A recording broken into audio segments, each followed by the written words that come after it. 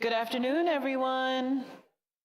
Good afternoon. This is your, 1-minute warning. We have 1 minute. Yay! Thank you.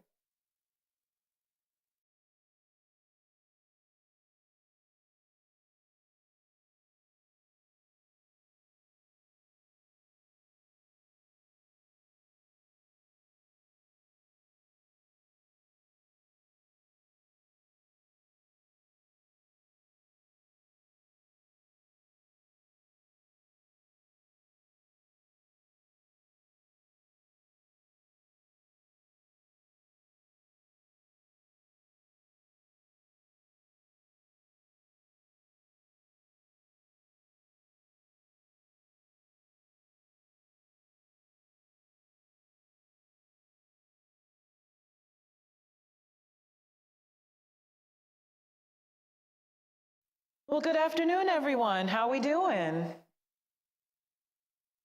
Yeah, good? Wonderful. Well, I know it's late in January, but I have to say Happy New Year because this is the first CAB meeting of 2025. So Happy New Year and welcome. And welcome to everyone who's online. Thank you all so much for being here. And we're here in beautiful Charleston, South Carolina for our CAB meeting. And I have to honestly say that our setup is pretty nice. So thank you all. My name is Juanita Campbell, and I am your CAB facilitator. And we will go ahead and start with some introductions today. So Ms. Phyllis, would you like to kick us off? Maybe. I guess I'll call this meeting to order officially. Welcome to the first meeting in 2025 of the Savannah Riverside Citizens Advisory Board. Welcome. I hope you all have safe travels here. Weather out there is a little murky. And I hope you survived the snow if you had snow. I think they had more snow here than you had in Aiken. It's interesting. I'm Phyllis Britt. I'm the chairman for this year, and I roll off next year. Candace Cave, I am the CAB vice chair, and this is my last meeting the CAB. Oh, not happy. I'm John Thomas. I'm a member of the CAB. Donald Colson from Pooler, Georgia. This is also my last meeting. Hubert Von Toul, CAB. This is my last meeting as long-term missions and budget chair. Good afternoon. I'm Susan Fulmer with the South Carolina Department of Environmental Services. Greg O'Quinn with the South Carolina Department of Environmental Services. Mike Budney, manager of the Savannah River Operations Office for the Office of Environmental. James Tanner, GDFO for the CAB. Lily Stansel, Georgia DNR. Michelle Bush, CAB, Vice Chair of Waste Management.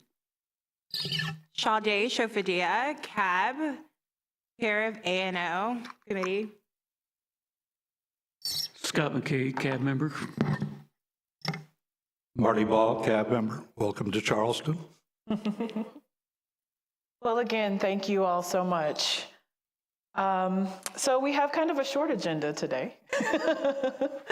We're going to move to our agency updates. Following our agency updates, we're going to do committee updates. But I also encourage everyone to please review the meeting rules as we go along. I think that banner's outside. But just be courteous to one another. Also, with your questions, we're actually kind of changing things around just a little bit. You're going to get the opportunity to ask 2 questions in a round robin style. And then if you have additional questions, you may ask them after everyone gets their opportunity. Does that make sense? Yes? We're going to try that. So thank you for that. We're going to go ahead and move along to the agency updates. We're going to start with the DOE update with Mr. Michael Budney. Okay, thanks. Hey, great to be here in Charleston, an important place, important historic site, and we've always, operate the cab so that we do these briefings at the locations that are downstream of the site. And so, of course, Charleston's important in that aspect. I would first like to wish the members who are departing us after this meeting a fond farewell. Candace Cave is leaving. Don Colson is departing. They're both, and then Carlos Cato and Carolyn Fortson are also leaving after this meeting. So we appreciate the service that you've provided during your time with the board and the recommendations you've had for us, and wish you all the best going forward. Okay, first, Advanced Manufacturing Collaborative. It's proceeding very well. It's about 90% complete, 200,000 safe man-hours of construction, and we're on track for completion in the summer of 2025. We've achieved the second of three major milestones, which was that we completed the permanent enclosure of the facility. Other activities that are complete or near complete include interior walls, doors, windows, electrical systems, HVAC, and plumbing. And laboratory casework installations in progress, and exterior civil work and landscaping should start soon. We're looking forward to the lab occupying that facility early this summer. At the Savannah River National Lab, the Patel Savannah River Alliance, which runs the lab, welcome aboard its new laboratory director. Dr. Vahid Majidi left as of January 9th, and his replacement is Dr. Johnny Green, Jr. Dr. Green formerly served as the Associate Lab Director for Mechanical and Thermal Engineering Sciences at the National Renewable Energy Lab, or NREL. Prior to NREL, Dr. Green held several leadership roles during his 21-year span at Oak Ridge National Laboratory.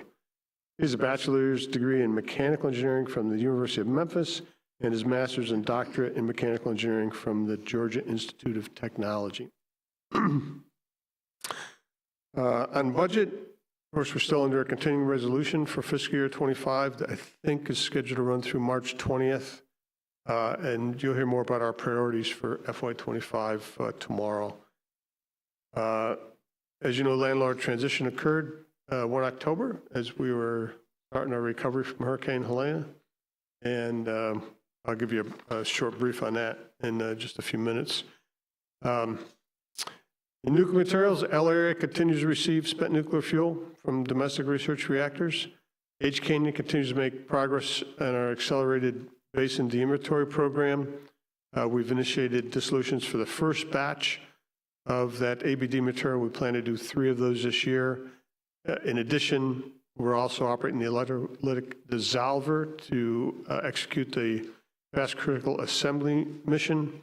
And we've completed 7 of a total of 18 planned dissolution batches for the FCA work. So that's going along very smoothly too. K area continues down blending. We've done 4 of a planned 30 down blends of EM material. We've shipped 9 total shipments from K area out to WIP and another 3 shipments of true waste from E area for a total of 12 true waste shipments out to WIP this year. WIP being the waste isolation pilot plant. Liquid waste program achieved another significant milestone with the completion of preliminary ceased waste removal, which translates to the tank being emptied. For tank 4 on December 16, 2024, it's the 3rd PCWR completed towards our FFA, toward our federal facility agreement milestones, and surpasses our commitment for 2024, which was actually only 1 tank by the end of the year, and the team was able to get 3 done. Salt waste processing facility has all-time cumulative total of over 10.8 million gallons of salt waste processed, and continues to focus on the high curie process.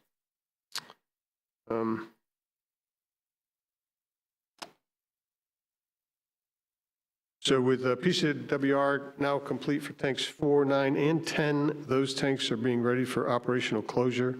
We'd like to accelerate PCWR for other tanks, for several of the additional old style tanks. So the team is working hard on doing that.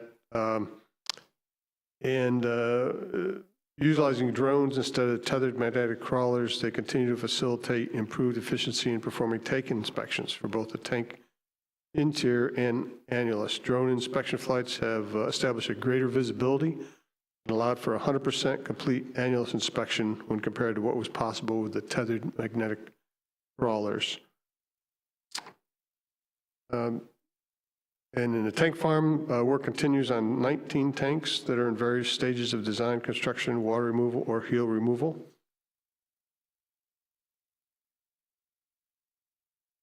The tank farm has begun accepting the last accelerated basin inventory transfer from H Canyon that's planned for sludge batch 11. Of special note, since our last meeting, the salt waste processing facility established a new 7-day processing record when just over 149,000 gallons were received in the facility in 1 week. In calendar year 24, SWPF processed 3.17 million gallons of radioactive waste, and since the start of fiscal year 25 has processed 863,000, contributing to the all-time cumulative total that I mentioned before of 10.8 million gallons. So the SWPF system is operating pretty well at this point. To achieve aggressive risk reduction, SWPF is processing salt waste batches with record high curie concentration. This strategy has helped to accelerate removal of radioactive material from aging tank farms and stabilized it into secure waste forms of glass or saltstone. To illustrate, compared to this time last year, SWPF is removing and processing radioactive material from the tank farm that has 23% more radioactivity than material processed before deploying the high curie strategy. And importantly, as part of our what we call the SWPF Climb to 9 initiatives, which refers to trying to get the plant to run at 9 million gallons per year, we're going to install new, longer crossflow filters in the system in the spring or early summer of 25. So we're preparing for that significant outage, which we hope will significantly accelerate the SWPF's ability to process material. Defense Waste Processing Facility continues to limit our overall performance due to emergent equipment failures over there. It's about a 30-year-old facility, and so it's a challenge to keep it running at the rate we need it. But a significant effort is being expended to make necessary repairs and improvements. In FY25 so far, we've produced 15 canisters. And the improvements that we're making over there, we're trying to increase strip effluent lag storage capacity to improve operational flexibility in the receiving and processing strip effluent from SWPF. Increasing the strip effluent and monosodium titanate sludge solids loading to allow the sludge receipt adjustment tank cycle time to reduce from 7 to 5 days. So we're working on items that make the DWPF operate faster when it's operating, and then when it doesn't operate, we're putting in some storage in there so that it doesn't cause SWPF to have to shut down just because DWF is not operating. SWPF can still continue to send material to this new tank that we have, and then when DWPF comes back up, it catches up with that material that's been stored in the meantime. A little decoupling between those two systems to allow an overall higher availability rate. Still working last waste storage building number 2 to modify for double stacking over there. It's going well. And of course, saltstone production facility has done great. Already stabilized 1.3 million gallons of decontaminated salt solution in FY25. The saltstone disposal units 7, 8, 9 are all operational. Construction on the final set of saltstone disposal units is progressing well. For number 10, interior liner installation is underway. Installation of the balance of the plant components, such as electrical components and supports for steel bridges, continuing. For 11, the upper mud mat is complete, and formwork is underway for the first floor placement. And on 12, we're working the upper mud mat. And that is all I have, subject to your questions. Thank you so much, Mike. Does anyone have any questions? from the board? John? Double stacking? Complete everything? We do. Based on all our estimates, we have several hundred spare locations.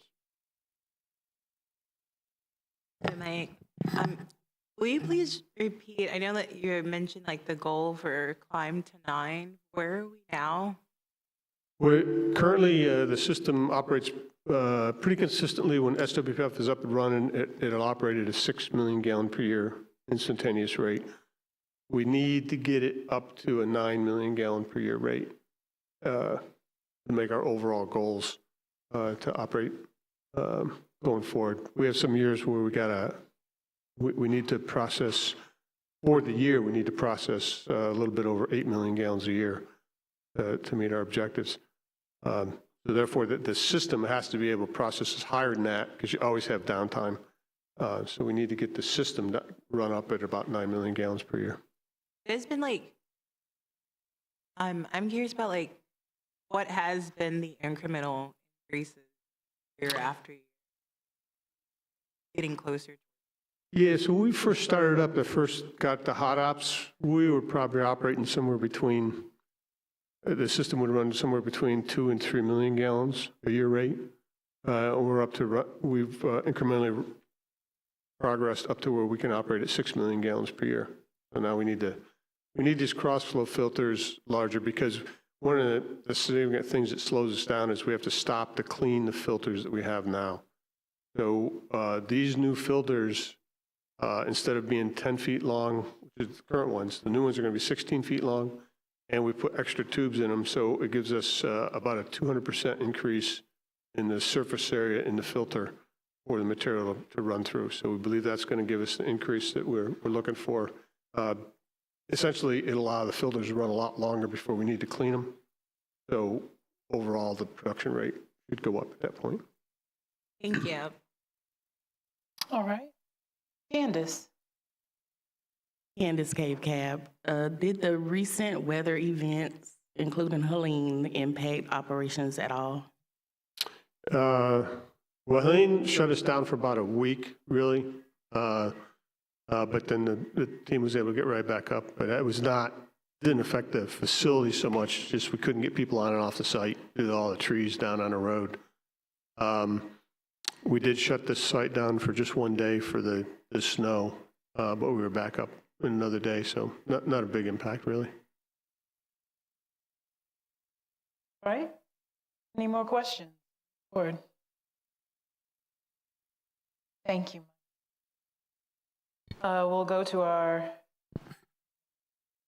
SCDES update. Susan? Good afternoon. I've got a few updates for you on some meetings and inspections that we've conducted since our last CAB meeting.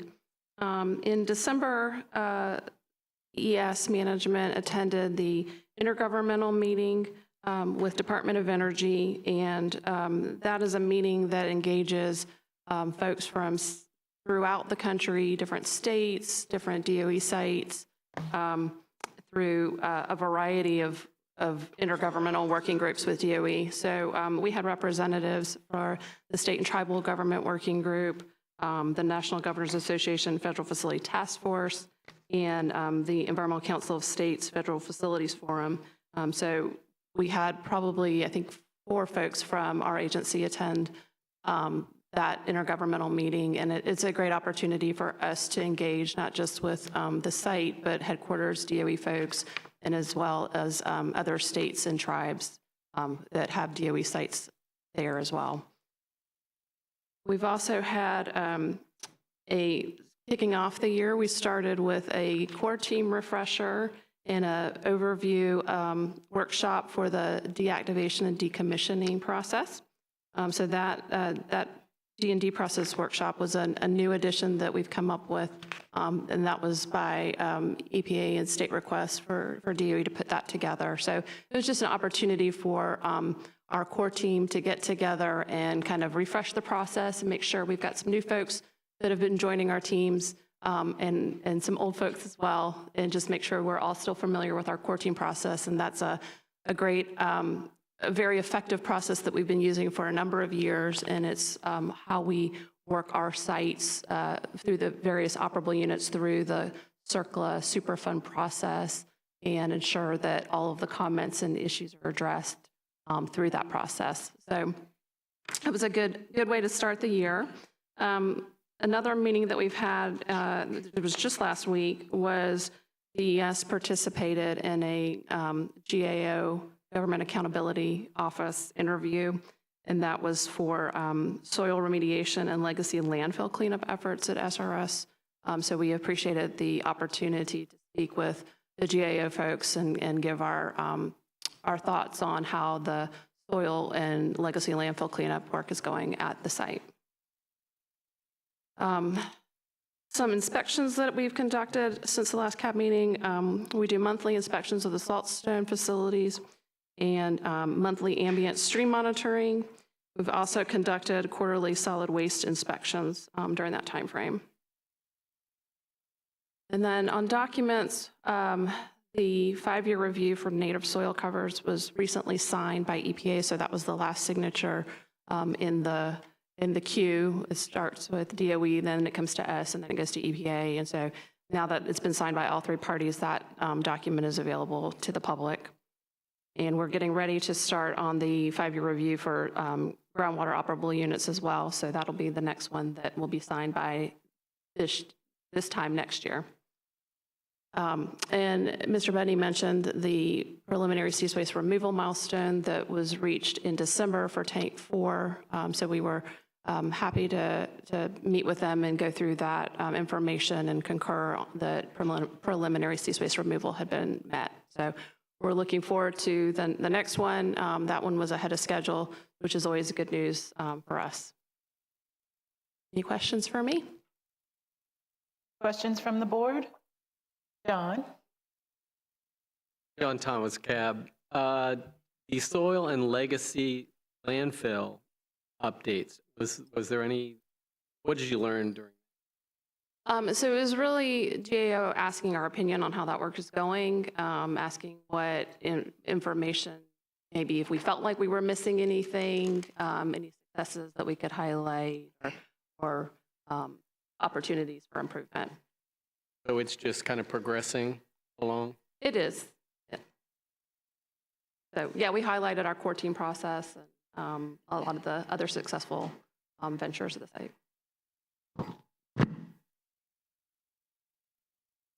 Does anyone else from the board have a question? Good, Greg. So Greg O'Quinn, South Carolina DES. Just wanted to add, at the last CAB meeting, we gave the presentation on our data report and coordination with the ACER update. Our report was published online at the end of December, so it's now available. I'm not sure, did we share that information with you and to get to the CAB? Yeah, absolutely. We did? Okay. I didn't know if we had given that to you. I just wanted to make sure that people were aware that that's been published and is now online. Okay. Thank you. Yep.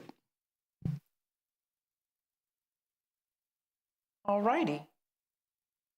So let's hear from Georgia. Oh, thank you, Greg. Shelley Stansel. Good afternoon, everyone. Shelley Stansel with Georgia DNR. I've just a couple of updates for you guys. The weather has had an impact on all of our states. So DNR actually put out some strike teams and did some different things in response to the weather efforts. We opened warming stations at all of the DNR parks. But that weather also impacted our environmental sampling cabinet. So we have crews out trying to get those cabinets back up and running where we collect air and water samples. And they will be out and about in the areas over the next couple of weeks, restoring those systems and making sure that they're all operational and we're collecting samples again. In 2024 and part of 2023, we updated all of our mobile radiation lab equipment. So it's all been installed, upgraded, and ready to go. So we'll be running those samples through our mobile radiation lab. We also have increased our staff from 1 or 2 to actually 4 full-time and 1 part-time person. So we are considered fully staffed at this point. And that staff has attended a couple of trainings in the last few months. We went to Anniston, Alabama, and did the radiation field operations training for our entire staff as they are new to this particular area of radiation. And we also attended at CDC the radiation support specialist. It's an operational specialist, the ROS training, so that we have trained staff who can go out and be support to any jurisdiction who is having a radiological emergency. They're there to be a technical expert and to help with those responses. So we've all been trained in those two areas. And we are participating in all of the radiation exercises with FEMA evaluated exercises for our nuclear power plants. And now that we're fully staffed, we'll have more staff to assist with SRS if they would like our participation in exercises as well. And our staff is working to get fully badged to be able to do that on site. Well, that's wonderful. Thank you. One last comment, and it's just because this could impact. Currently, SRS does the evaluation of wildlife on the site. Georgia has had their first case of chronic wasting disease in white-tailed deer. We had a single white-tail 2.5-year-old male buck that was determined to test positive for CWD over the last few months, and it was in South Georgia, but that is our first case in Georgia, so that's creeping closer to South Carolina because there are now cases in North Carolina, Tennessee, Northern Alabama, and South Georgia. So just to keep that on the radar for those that are doing that sampling at SRS. Very good information. Thank you so much. Are there any questions from the board? John? John Thomas, Cab. I may have missed it, but what's CWD? It's the chronic wasting disease. It's a fatal disease that white-tailed deer can get. It's not transmissible to humans. We do advise that if you do have a deer that tests positive, that you don't eat the meat, that you discard the meat. For the most part, it lasts 15 to 18 months. It is fatal. If a deer contracts it, they're most likely going to be hit by a car or a hunter before they die from this disease. But if they do make it the 15 to 18 months, they will pass away from it. Been around since about 1960. Well, I definitely just learned something. Thank you for that information. You're welcome. All right, and we're going to move on to the committee updates. Juanita? Yeah. I'm sorry. Go ahead. I was trying to wait. Before we move on, I just wanted to pass on behalf of John Richards that he really wanted to be here today. He had an issue getting his travel approved, and he's really sorry that he can't be here, but he looks forward to giving you a full update in March at your next meeting. Thank you. Thank you, James. We definitely missed John today. Okay, so let's move on to facilities disposition and site remediation. John? John Thomas, Cab. We did not come up with any efficiency or improvements last period. So I have an update right now. So John, you just reminded me, please make sure you speak directly into that microphone. Okay. It needs to be like this close to your mouth, just so that you don't cut in and out. And if we have anyone that's watching on YouTube, that way they can hear. Thank you. Nuclear materials, Donald? We have no updates, but I do want to recommend that we follow the workflow, the heavy water, that's radiated heavy water, and see if that can't be cleaned and sold off. Thank you, Donald. Waste management, Michelle? I spoke with our chair, Kim Ray, who informed me that we have no current updates at this time for waste management. And Sade for administrative and outreach. Hello, Sade Shapadia, ANO. We have a meeting today at 4 p.m. I look forward to seeing all of you there. Please support. We still need board members, and I suppose based on the outcomes of things, I was intending to plan outreach events. I think it would be great to have a collaborative outreach event with the SRS cab. We're trying to get more members, but also it could serve as a good opportunity for the rest of you guys that are contractors and agencies at SRS. Found a free venue for us at Savannah State University. We'll be able to recruit more individuals from the Savannah, Hilton Head, Pooler area. That is all. Thank you, Sade. Any more comments from any of the board chairs? Hubert? Yes. I was wondering if you were giving me a hint. I'm sorry. I did not mean to skip over you. My apologies. I will read to the board the entire report that I gave to the executive committee this morning. We have 3 recommendations in the pipeline. Thank you. Thank you. I'm sorry I missed your name. My paper's folded in half and your name was really in the crease, so my apologies. Thank you for your update. So on the agenda, we actually have a break now. We can take the break or we can keep it moving. You want to keep it moving? So, well, let's do it this way. Let's take a 10-minute break. That way Mike can prepare for his presentation. And we will come back at 1:40. So, thank you.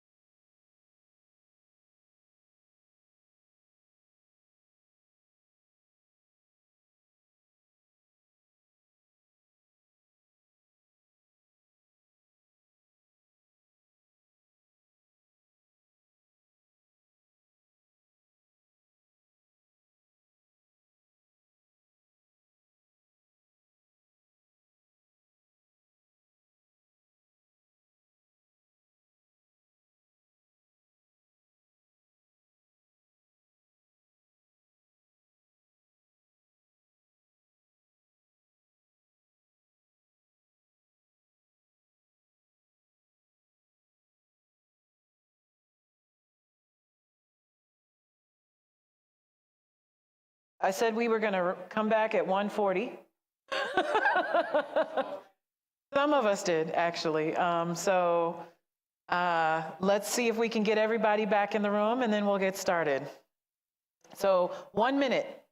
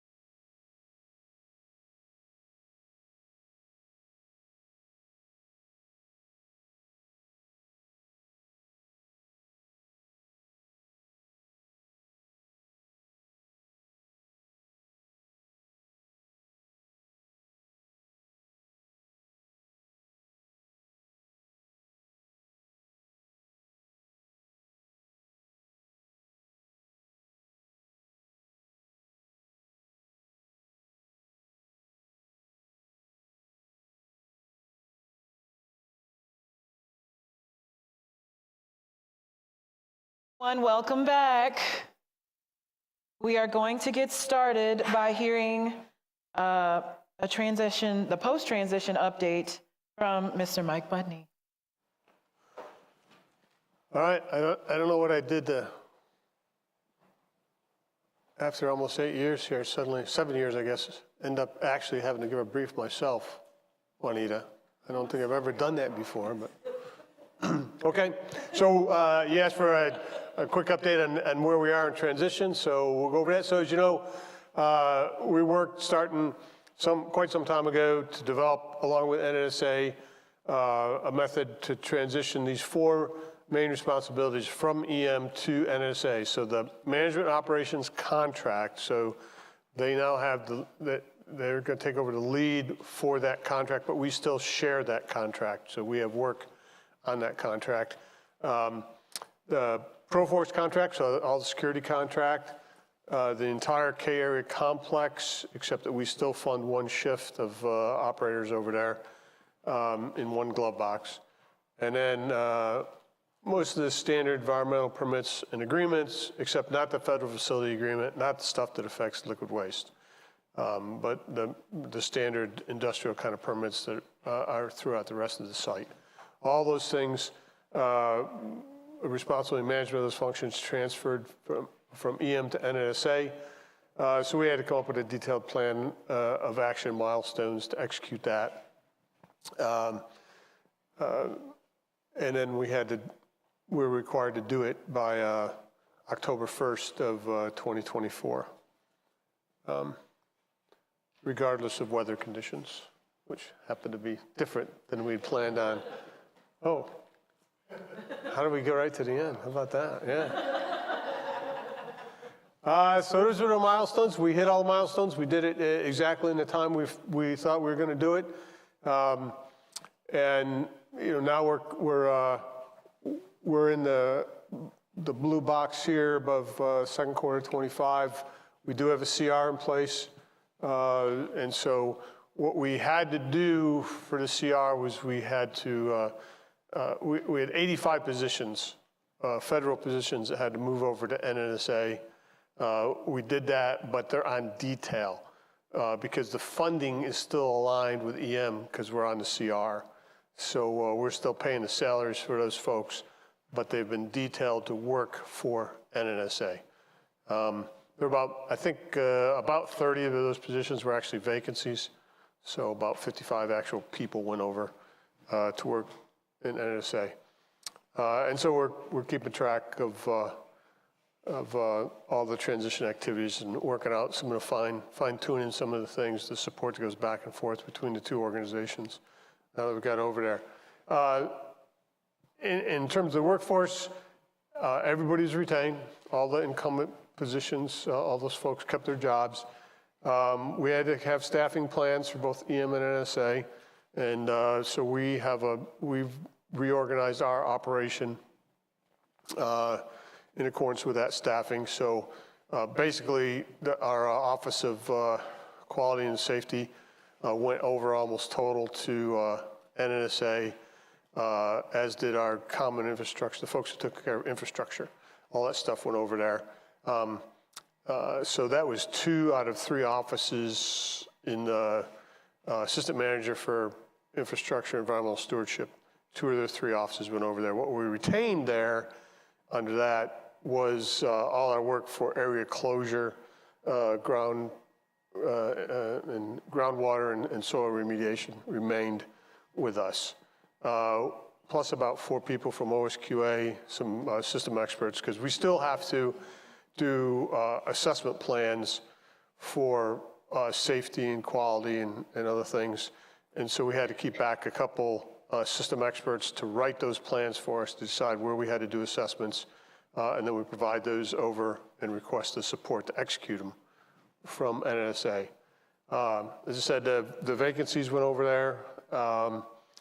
There was no increase in full-time equivalents, so that was one of the things we had to do in this. Between us and NSA, we couldn't increase the number of people work and execute the work. Didn't really make sense to do that, right? We're doing the same work. Why would we need more people just because it went to another organization? And of course, we communicated how we're doing that with all our folks as it occurred. So again, the FTEs were transferred and reorganization's done. And then the hurricane hit on my last weekend as site manager. Of course, I was out of town, which was convenient. But on October 1st, as scheduled, in the midst of the recovery, we shifted over to NSA, taking over. The budget transfer, we have aligned the fiscal year 25 requests for the transfer to occur. And once we get final appropriation, then the funds will actually shift, and the CFOs will have to recast, all the money we've spent will have to get adjusted because it moves over to NSA now. So it'll be a lot of work for the CFOs when that final appropriation comes through. A couple of the facilities. So we were in the process of designing, getting ready to build a new emergency operating center. That project, because NSA now owns emergency operations, that project of building that new emergency operating center went over to NNSA. So they're in charge of building that now. The funds had already been appropriated to EM. So the way it's going to work is NSA is going to run the project and they'll send us the invoices and we'll pay it out of the funds that we've already been provided in our budgets, just to keep things simple. So NSA is going to use a streamlined construction process, apparently, to do that. So we'll get that done. And it's both the emergency operating center for when there's we have to staff that up when there's an emergency on the site, and it's also our regular operations center that manages. It's our 911 call center. It also serves that function. That's in the bottom of a building in A area right now, which really needs to be shut down. So we'll build that new area out there and stay over on it.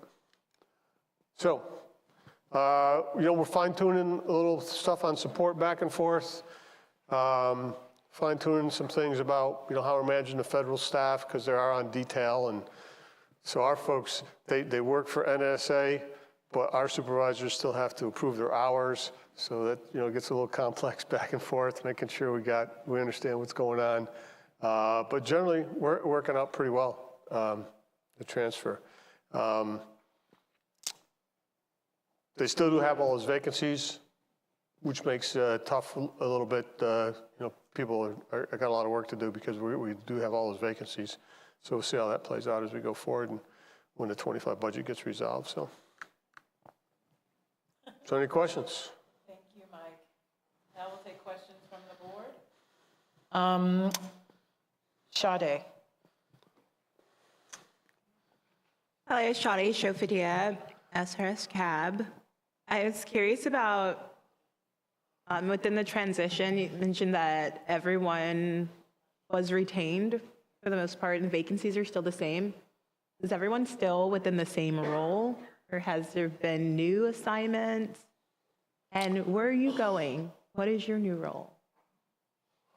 So I'll answer the first part, or the second part first. I'm not going anywhere. I keep getting answered that question about some people ask, do you still have an office on the site? So I would just remind everybody that before the transition, our budget was about $1.8 billion. After the transition, our budget's about $1.6 billion. So I got plenty of work left to do. And in fact,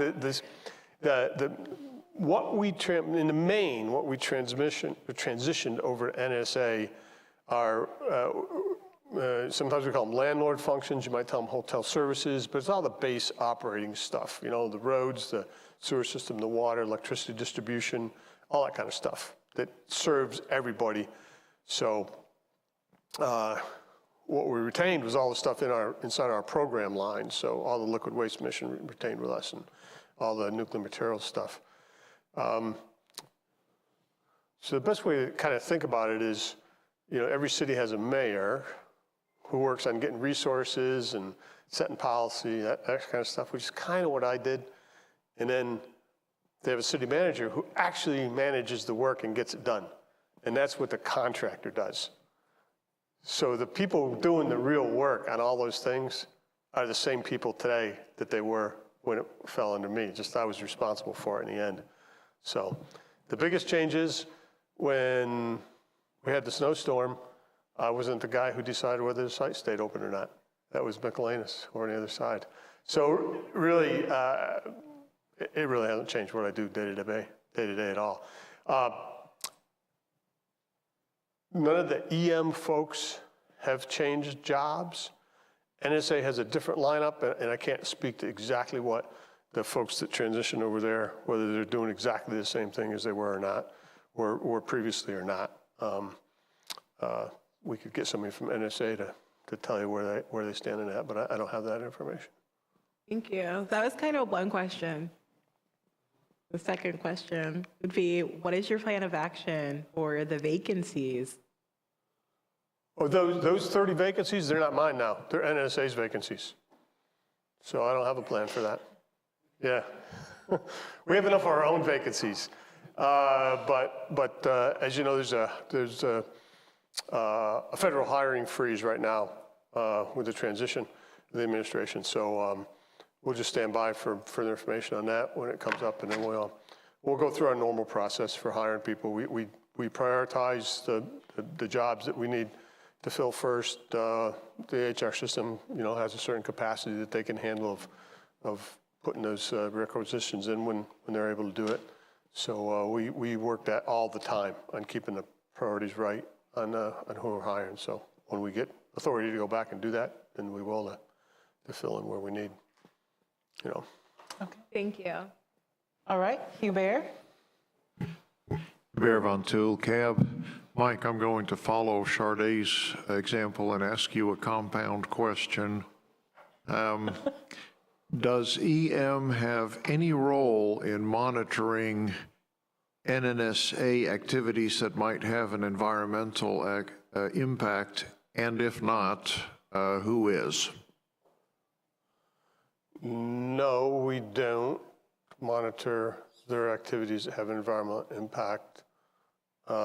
They would do that themselves. Of course, we do have some people in the office, in the room, who do oversight of us.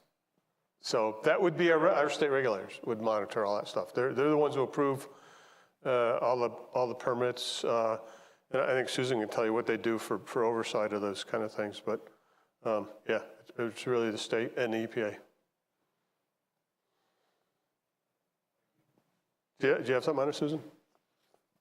No, I was just going to say that, correct, those permits, so the site had permits when EM was the landlord. Those permits still exist, they're just under NNSA. So we still do inspections for compliance. The ESOP program still does sampling.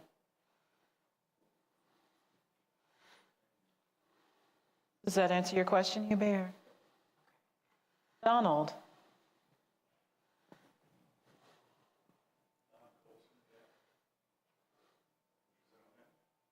There we go. Don Colson, Cap. I was curious about the K area glove box. You said you retained one glove box, one shift.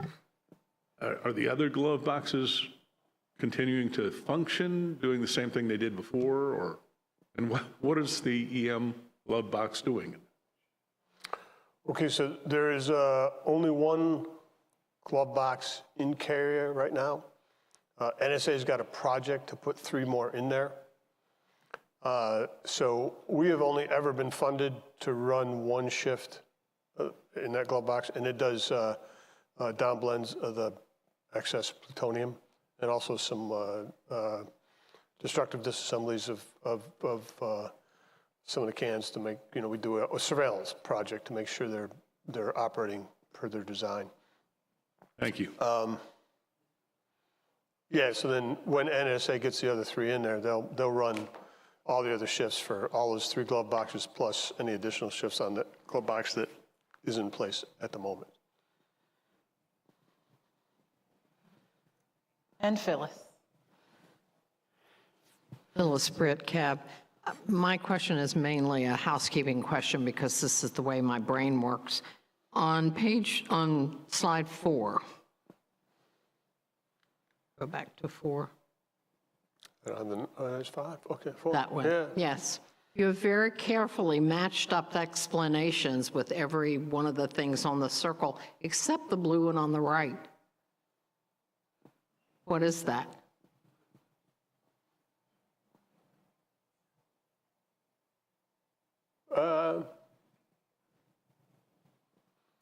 I don't know, because when we originally built this slide, I think we had one more category that we removed, and we didn't change the circle. It was redundant from what was up there, so. Well, and that's what I wondered. And that was months ago, Phyllis, so, you know, I have trouble with last week, what was on there months ago. I'm not sure. Well, like I said, the way my brain works is they should all have a mate, and one of them didn't, and that bothers me. Okay, good, thank you. Yeah. I'll just cross it off. All right. Any other questions from the board? Oh, John. John Thomas, Cab. In your analogy, I was a little confused. Are you the mayor or are you the town manager? I would have been the mayor. You're the mayor, okay. Yeah. Just checking. The president of Savannah River Nuclear Solutions. And in truth, you know, when you get down to those common infrastructure functions, he actually has an assistant who really is the city manager and executes all that stuff. He was the point man after the hurricane for clearing the trees and getting there, all the systems put back up. And he was the guy running the whole show, deploying the forces and then briefing the rest of us. So yeah, it's really the contractor who actually, you know, as we say, it's a government-owned, contractor-operated. Those guys do the operations. We make sure we got the flow of the resources so that they can execute. And then we do, you know, we do the contract oversight and safety work, but they do all the actual execution. Okay, thanks. Phyllis? Thank you, Phyllis Cab again. I'm just curious then, what is Mike Michelanis? He is the site manager then. Okay, So he but runs- I mean, as in your analogy of mayor Yeah, he'd be versus- the mayor, right? Yep, he'd be the mayor now. So then what are you? I run the Savannah River Operations Office. I know for- that. I'm just in, it's kind of the same thing, only, so, So we're talking more like this, not like this, yeah, parallel position. we run a business that's located within the city of SRS. So Okay. Michelanis also runs a business within that city, and he runs the city, right? Oh, okay, okay. Yeah. All right, I got you. Yeah, so he's got two jobs. I just now have one. So would you say that Michelanis is like Mayor 2.0? Let him define that. Yeah. Yeah. Any more questions from the board? Thank you so much, Mike.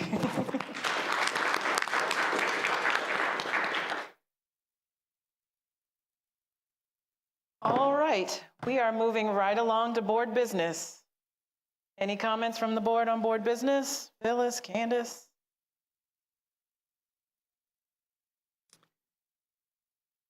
Well, one thing, we need new members. Of course, I think the membership process is currently somewhat stalled, so, but we need names. So if you know anybody who might be interested or that we could coerce with a little bit of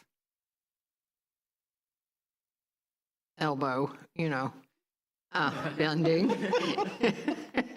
that would be helpful because we can have as many as, how many? 25 members. 25, I thought it was 25. And right now we have 16. 16, and after today we have, 12. that's what I thought, okay. So please, if you can think of anybody who might be interested. It is a big job, as you well know if you're still here, but it's worth it. Thanks. Thank you for that. Any other comments?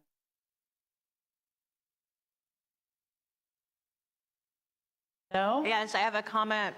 We do need more board members. That's why it's really important that we all get together and attend the ANO meeting following this to strategize.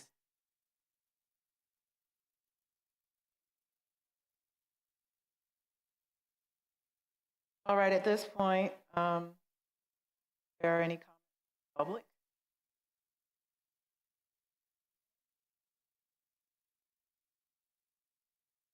No? All right, then there's only one last bit of business to take care of.